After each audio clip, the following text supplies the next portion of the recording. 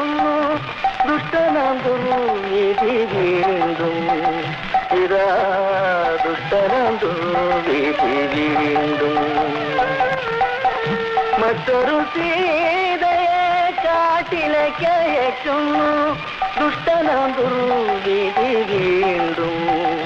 ഇതാ ദുഷ്ടനാം ദുർവിധി വീണ്ടും.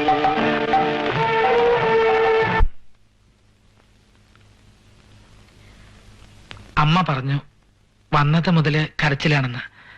എന്തിനാ കരയണത്? രാധയ്ക്ക് ഇവിടെ ഒരു ബുദ്ധിമുട്ടും ഉണ്ടാവില്ല. മനഃപൂർവ്വം ഒന്നുമല്ല. ഞാൻ പെണ്ണ് കാണാൻ പോയിട്ടില്ല എന്നുള്ളത് ഒരു സത്യമാണ്. രാധിക എന്ന് പേര് വിളിക്കുന്നത് കേട്ടപ്പോ അബദ്ധം പറ്റിയത് ഒരു ഭാഗ്യായി എന്നാണ് എല്ലാരും പറയണത്.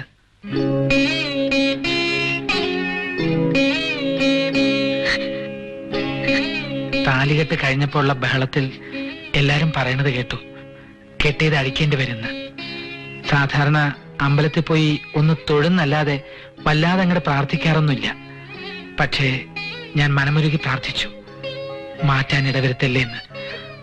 അത്രയ്ക്ക് അങ്ങനെ ഇഷ്ടായി.